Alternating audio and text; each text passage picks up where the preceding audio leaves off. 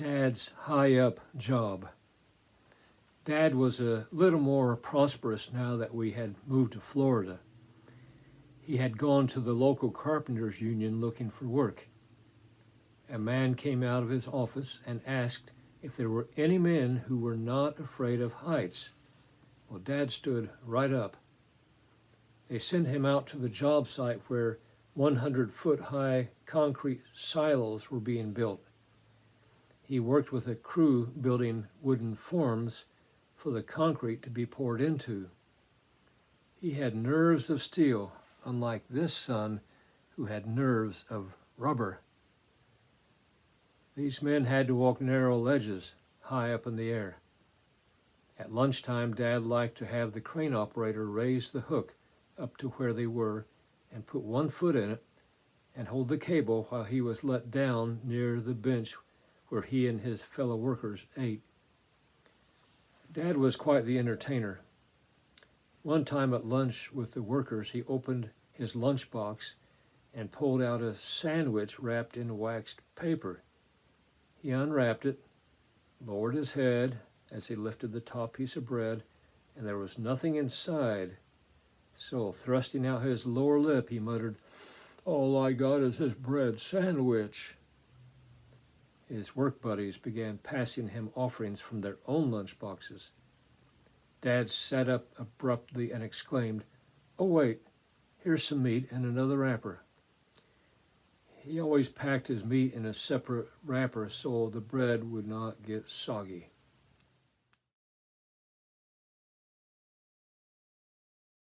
Capsized. Little by little, we kids were outfitted with the essential outdoor gear, bikes, and inner tubes.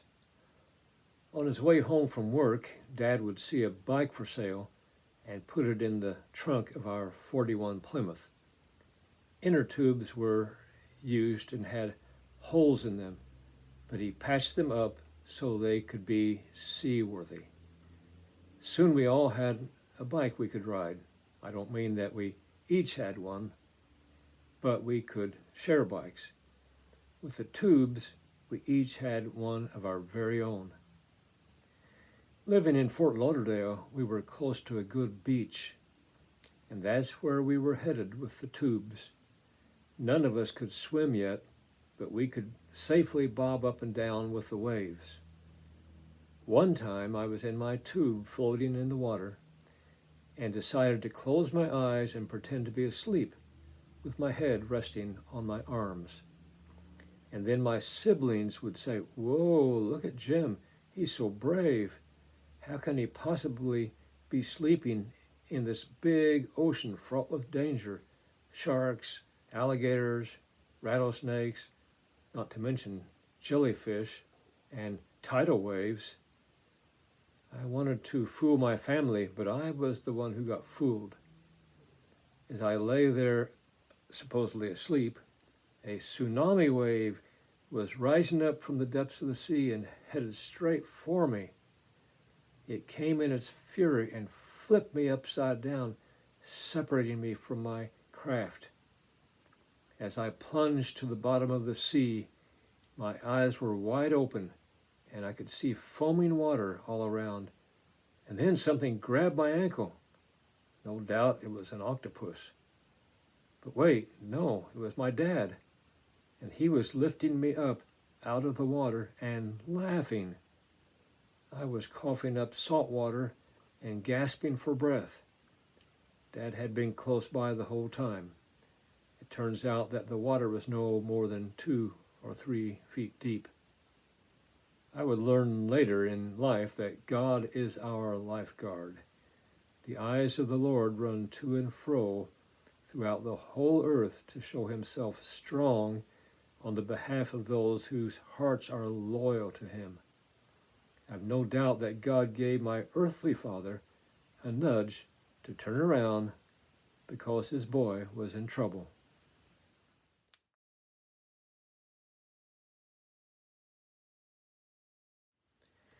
Black people. I had never seen an African American in person before moving to Florida. When I was walking to school one morning, a garbage truck came by with two dark brown men riding on the back. I stopped and stared at them. I knew this wasn't polite, but I was very curious. One of them spit on the street, and his spit was brown. And I thought, brown man, brown spit. Much later I would learn it was chewing tobacco. The Deckards were non-drinkers, non-smokers, non-chewers. My dad did spit a lot, though.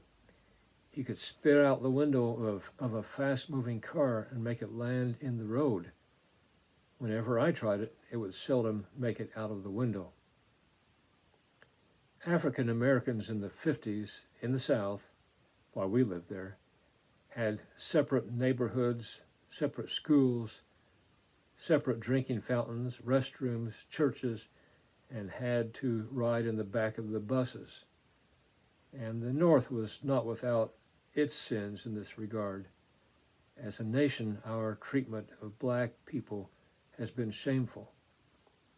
I learned a song in Sunday school, red and yellow, black and white, all are precious in his sight. Fast forwarding for a moment, my wife Jean and I are blessed to have a fine young Congolese man for a son-in-law, and he's precious in our sight.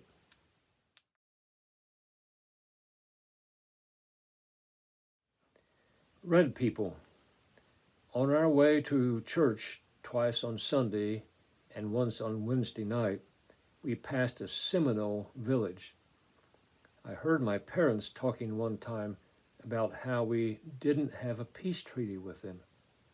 I always wanted to peek out of the window when we passed by, but I kept my head low in case they started shooting arrows at us.